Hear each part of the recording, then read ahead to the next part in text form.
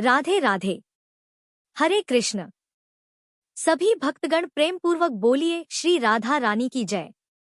वृषभानु की लाडली की जय। प्रेम लीला की अधिष्ठात्री श्री राधा रानी की जय। प्रिय श्रोताओं, आज भाद्रपद मास के शुक्ल पक्ष की अष्टमी तिथि का पावन अवसर है। ब्रजभूमि की गलियों में और आकाश की हर लहर में आज भक्ति और आनंद की तरंगे बह रही हैं। यह वही दिन है जब प्रेम और माधुर्य की साकार मूर्ति राधा रानी इस धरा पर अवतरित हुई। इस कथा को सुनने से पहले आइए हम सभी अपने हृदय में श्रद्धा, भक्ति और निष्ठा का दीप प्रज्वलित करें, क्योंकि जब मन निर्मल और हृदय समर्पित होता है तभी कथा का पूर्ण फल प्राप्त होता है। आज का दिन केवल राधा रानी के जन्म का नहीं, बल्कि यह दिन प्रेम, माधुर्य और भक्ति की पावन ऊर्जा के प्रकट होने का है। आइए हम सब मिलकर अपने मन में वही भावना जगाएं जैसी उस समय बरसाना के वासियों के हृदय में थी, जब उन्होंने नन्ही राधा रानी का स्वागत किया। उसी तरह हम भी आज अपने मन के मंदिर को भक्ति और प्रेम से सुसज्जित करें। अब सुनिए उस पावन कथा को, जिसमें हम जानेंगे कैसे वृषभानु जी और कीर्ति माता की तपस्या के फल स्वरूप राधा रानी का जन्म हुआ और कैसे बरसाना में उनके आगमन से सारा वातावरण मंगलमय और दिव्य हो गया। धार्मिक ग्रंथों में वर्णित श्री राधा रानी की कथा के अनुसार एक बार देवर्षि नारद भगवान सदाशिव के पास पहुंचे और उन्हें प्रणाम करने के बाद पूछा, हे भोलेनाथ, मैं आपका दास हूँ, लेकिन मेरे मन में एक जिज्ञासा उठ रही है, कृपया उसे शांत कर दीजिए। श्री राधा देवी लक्ष्मी है या देवपत्नी, महालक्ष्मी है या फिर सरस्वती? क्या वे अंतरंग विद्या है या वैष्णवी प्रकृति? वेद कन्या है, देव कन्या है या फिर मुनि कन्या है? इस पर भोलेनाथ बोले, हैं मुनिवर, अन्य किसी लक्ष्मी की बात तो क्या कहें। कोटि की महालक्ष्मी भी श्री राधा जी के चरण कमल की शोभा के सामने तुच्छ है। हे नारद जी, मैं तो श्री राधा के रूप, लावण्य और गुण आदि का वर्णन करने में खुद को असमर्थ पाता हूँ। तीनों लोकों में कोई भी ऐसा समर्थ नहीं है जो उनके रूप आदि का वर्णन करके पार पा सके। उनकी रूप माधुरी जगत को मोहने वाले श्री कृष्ण को भी मोहित करने वाली है, और यदि मैं अनंत मुख से भी चाहूं तो भी उनका वर्णन करने की मुझ में तो क्षमता नहीं है। तब देवर्षि नारद जी बोले, नाथ, हे प्रभु, श्री राधा जी के जन्म का महात्म्य सभी प्रकारों से श्रेष्ठ है, मैं उसको ही सुनना चाहता हूँ। हे भगवान, सभी व्रतों में श्रेष्ठ श्री राधाष्टमी व्रत के विषय में मुझे बताइए। इस पर शिव जी ने कहा कि वृषभानुपुरी के राजा वृषभानु महान उदार थे। वे महान कुल में उत्पन्न हुए थे और सभी शास्त्रों के ज्ञाता थे। अयिमा महिमा आदि 8 प्रकार की सिद्धियों से युक्त श्रीमान धनी और उदारवित्ता थे। वे संयमी कुलीन सद्वचार वाले भगवान श्री कृष्ण के आराधक थे। उनकी पत्नी श्रीमती श्री कीर्तिदा थी। यह भी महालक्ष्मी जी के समान भव्य रूप वाली और परम सुंदरी थी। वे सर्व विद्या और गुणों से युक्त कृष्ण स्वरूपा और महापतिव्रता थी। उनके गर्भ से ही भाद्रपद की शुक्ल पक्ष की अष्टमी तिथि को मध्याह्न काल में श्री वृंदावनेश्वरी श्री राधिका जी प्रकट हुई थी। शिव जी ने नारद जी को बताया कि राधा अष्टमी के दिन व्रत रखकर उनका पूजन करना चाहिए। इसके लिए श्री राधा कृष्ण के मंदिर को ध्वजा, पुष्पमाला, वस्त्र, पताका, तोरण आदि से सजाना चाहिए। 5 रंग के मंडप बनाकर उसके भीतर षोडश कमल यंत्र के बीच श्री राधा कृष्ण की प्रतिमा स्थापित करें। इसके बाद राधिका जी की स्तुति और ध्यान करें। उन्हें सुगंध, पुष्प, फल, धूप आदि अर्पित करें। पूजा के बाद प्रसाद ग्रहण करें और रात्रि में जागरण करते हुए श्री राधा कृष्ण का कीर्तन करें। भगवान शिव देवर्षि नारद जी से कहते हैं कि जो मनुष्य भक्ति भाव से श्री राधा अष्टमी का अनुष्ठान करता है, वह श्री राधा कृष्ण के सानिध्य में श्री वृंदावन धाम में स्थान पाता है और ब्रजवासी बनता है। श्री राधा जन्म महोत्सव का कीर्तन करने से मनुष्य भव बंधन से मुक्त हो जाता है। जो व्यक्ति राधा नाम और राधा जन्माष्टमी की महिमा का गुणगान करता है, उसे सभी तीर्थों का फल और विद्या मिलती है। शिव जी कहते हैं कि जो व्यक्ति श्री राधिका जी को भजता है, उन्हें याद रखता है, उसे मैं भी भजता हूँ और उसे मेरी भी कृपा स्वतः प्राप्त हो जाती है। राधा नाम स्मरण निष्फल नहीं होता। श्री राधा जी सर्व तीर्थमयी और ऐश्वर्यमयी हैं। श्री राधा रानी के भक्तों के घर में कभी लक्ष्मी विमुख नहीं होती। जो राधा रानी का ध्यान करते हैं उनके घर श्री राधा जी के साथ श्री कृष्ण भी वास करते हैं। यह सब सुनकर मुनि श्रेष्ठ नारद जी ने श्री राधा अष्टमी में यजन पूजन किया। जो मनुष्य इस लोक में श्री राधा जन्माष्टमी के व्रत का यह महात्म्य सुनता है वह सुखी, सम्मानित, धनी और सर्वगुण संपन्न हो जाता है। भगवान शिव के अनुसार जो व्यक्ति धर्म के लिए श्री राधा मंत्र जपता है उसका मन धर्म में तल्लीन होता है। जो धन चाहता है उसे धन मिलता है और जो कामार्थी या मोक्षार्थी है उसे यह चीजें प्राप्त होती हैं। श्री राधा की भक्ति करने वाला सुखी, विवेकी और निष्काम हो जाता है। अब चलिए इस पावन कथा को और आगे बढ़ाते हैं। भाद्रपद मास के शुक्ल पक्ष की अष्टमी तिथि के दिन बरसाने में अद्भुत आनंद और दिव्यता छा रही थी। आकाश में जैसे अंबर स्वयं पुष्पों से सज गया हो। चारों दिशाओं में मंगल गीत, घंटियों की मधुर ध्वनि और शीतल वायु बह रही थी। क्योंकि आज का दिन केवल सामान्य नहीं था। आज श्री राधा रानी का जन्मोत्सव था। बरसाने के महल में वृषभानु महाराज और उनकी पत्नी माता कीर्ति अत्यंत हर्षित और प्रसन्न थे। वर्षों की तपस्या और भक्ति के फल स्वरूप आज उनके घर में वह दिव्य बालिका आई थी जिसे पूरा बरसाना प्रेम पूर्वक स्वागत करने के लिए उत्सुक था। श्री राधा रानी के जन्म के बारे में दो प्रचलित कथाएं हैं। पहली कथा के अनुसार राधा रानी महाराज वृषभानु को तालाब में एक कमल के पुष्प पर नवजात कन्या के रूप में लेटी हुई मिली थी। जैसे कमल का पुष्प जल पर खिला उसी समय उस पर एक नन्ही बालिका भी विराजमान हो गई। वृषभानु महाराज और नगरवासी अत्यंत प्रसन्न हुए। सभी ने मिलकर बालिका का स्वागत किया और उसे अपने हृदय में समर्पित कर लिया। दूसरी कथा के अनुसार महाराज वृषभानु और माता कीर्ति ने बहुत कठिन तपस्या की थी। वर्षों तक उन्होंने निरंतर ध्यान और उपवास किया और भगवती से संतान प्राप्ति की प्रार्थना की। उनकी तपस्या इतनी गहन थी कि देवी देवताओं ने उन्हें आशीर्वाद दिया और इसी फल स्वरूप उनकी संतान श्री राधा रानी का जन्म हुआ। अब पूरे बरसाने में साज सजावट होने लगी। गोपियां फूलों से आंगन को सजाती, स्त्रियां मंगल गीत गा रही थी और पुरुष ढोल नगाड़ों से वातावरण को प्रफुल्लित कर रहे थे। आकाश से देवताओं ने पुष्प वर्षा की और गंधर्वों ने वीणा से सुमधुर गीत गाए। सभी हृदय से यही प्रार्थना कर रहे थे, हे राधा रानी, आपका आगमन हमारे जीवन में प्रेम, भक्ति और आनंद की वर्षा लाए। राधा रानी के जन्म के बाद पूरा बरसाना खुशी और उल्लास से झूम उठा। आकाश में सूरज की किरणें जैसे विशेष रूप से उनके स्वागत के लिए और भी मधुर प्रकाश बिखेर रही हो। हर गली, हर आंगन और हर घर में मिठास और प्रेम का वातावरण व्याप्त था। गोपियां और महिलाएं सज-धज कर आंगन में पहुंची। उनके हाथों में रंग बिरंगे पुष्प, मुरली और दीपक थे। हर ओर मंगलमय गीत गूंज रहे थे। बच्चे पुष्पों की माला बनाकर और झूले सजाकर इस पावन अवसर को और भी भव्य बना रहे थे। तभी महलों से नन्ही राधा रानी को झूले में बिठाकर बाहर लाया गया। उनका सुंदर रूप, नन्हें कोमल हाथ और पवित्र मुस्कान देखकर सभी के हृदय आनंद और स्नेह से भर गए। गोपियों ने प्रेम पूर्वक उनके लिए पुष्पों और रंगों से सजावट की। नन्ही राधिका रानी का पालना झूलता और बरसाने की गलियों में देवी राधिका का मंगलनाद गूंजने लगता।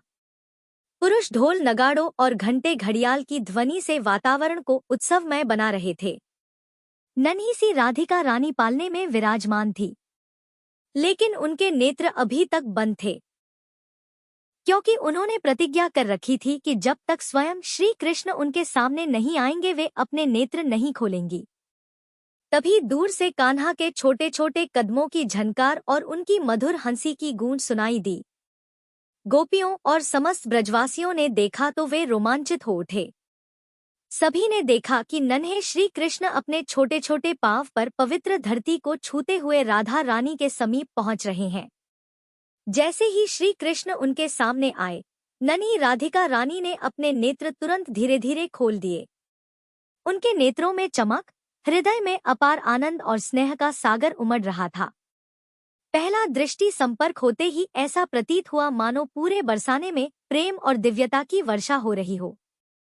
गोपियां फूलों से झूले और आंगन को सजाती, ढोल नगाड़ों की थाप से माहौल और उत्सवमय हो गया।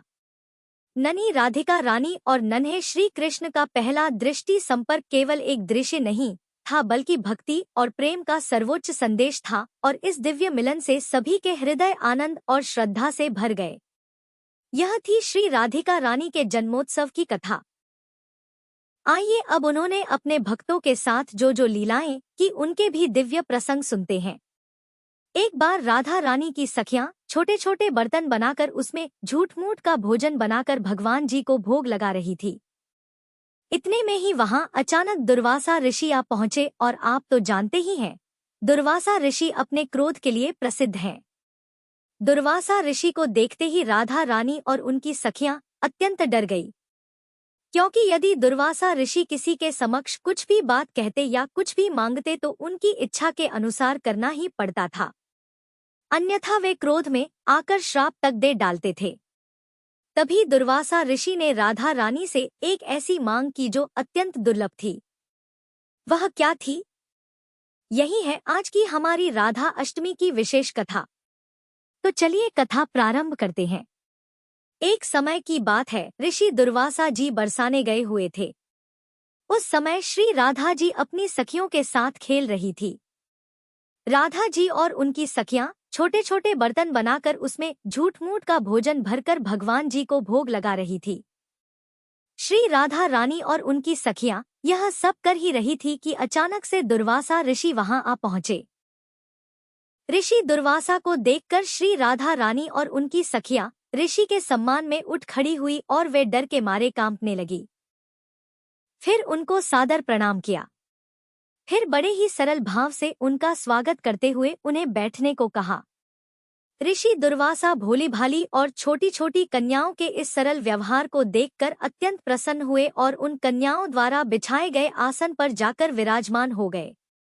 जिन दुर्वासा ऋषि की सेवा में कोई गलती ना हो जाए, कोई कमी ना रह जाए, इस डर से त्रिलोकी हमेशा डरती रहती थी।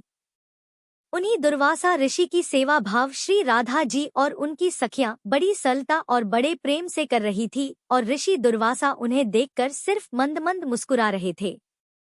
फिर राधा जी की सखियां कहने लगी, है ऋषि देव, क्या आपको ज्ञात है कि हमारी राधा रानी बहुत ही स्वादिष्ट लड्डू बनाती है, और उन्हीं लड्डू से हमने भगवान को भोग लगाया है और अभी आपको भी प्रसाद के रूप में वितरित करेंगी। इसके बाद राधा जी की सखियां जाकर राधा जी के हाथों से बने हुए लड्डू का प्रसाद तो लाती हैं, परंतु वह लड्डू ब्रजरज का बना खेलक में बना हुआ झूठ मूठ का लड्डू था। यह देखकर ऋषि दुर्वासा उनके भोलेपन से बहुत ही प्रसन्न हो गए और हंसने लगे, और हंसकर ही बोलने लगे कि हे प्यारी देवियों, अब क्या मैं यह प्रसाद ग्रहण कर लूं? क्या यह प्रसाद आपने बनाया है?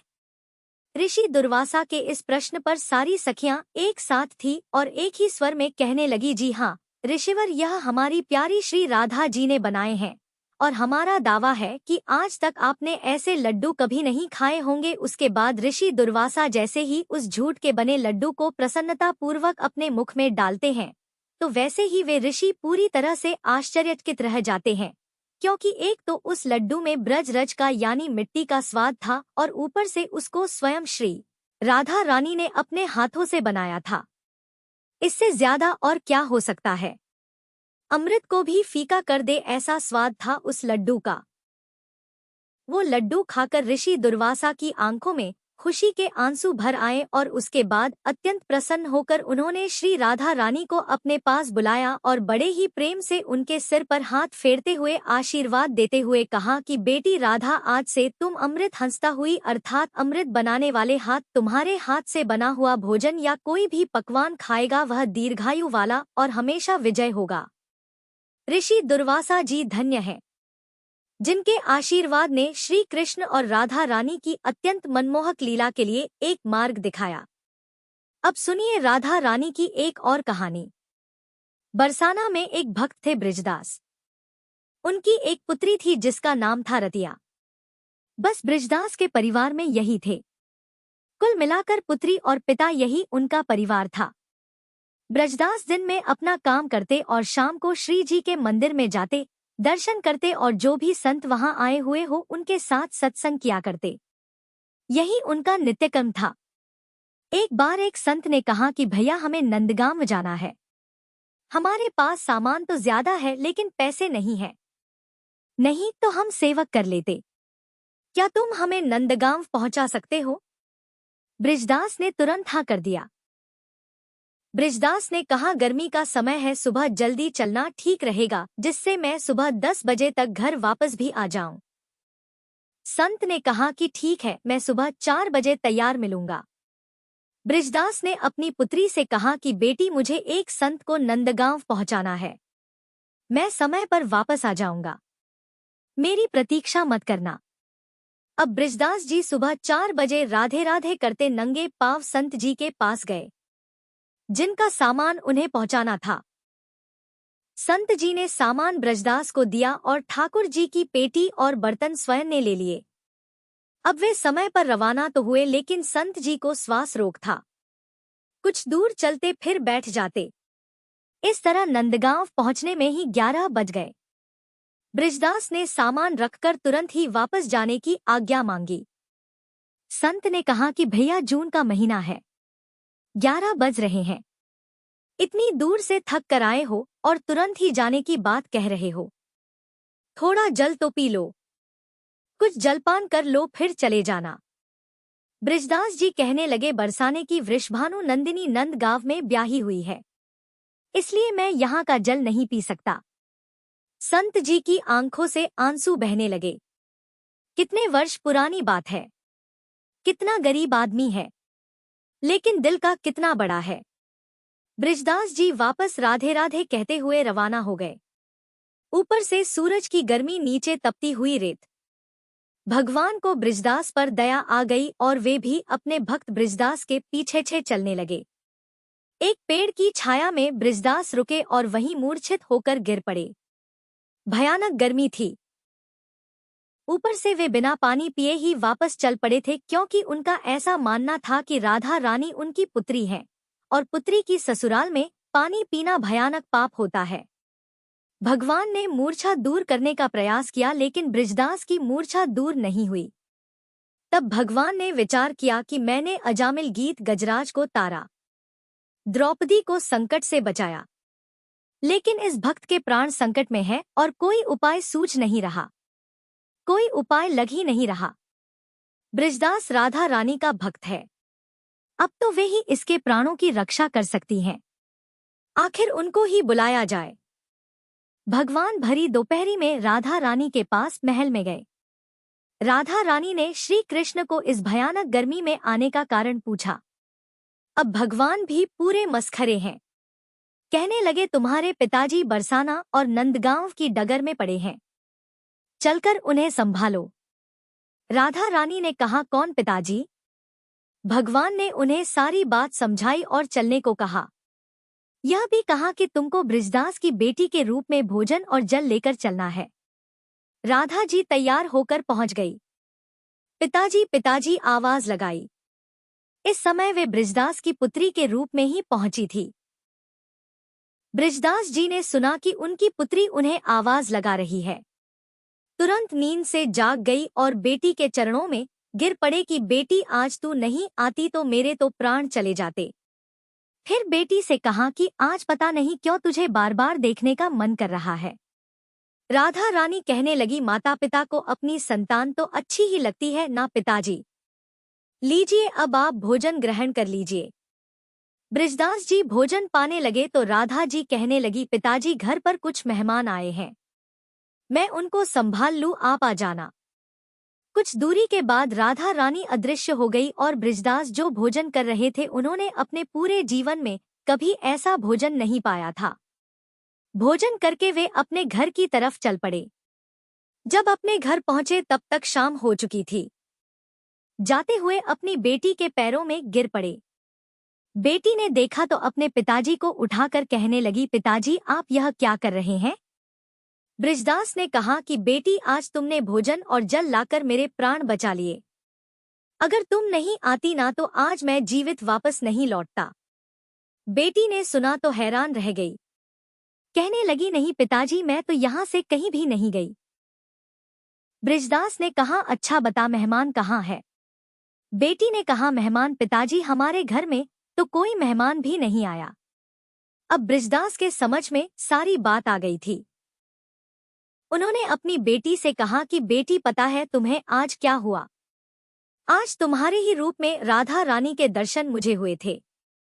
और जब बेटी को यह बात पता चली तो वह समझ गई कि राधा रानी ने आज उनके पिताजी पर प्रसन्न होकर उन्हें साक्षात दर्शन दिए थे। ऐसी है राधा रानी की महिमा।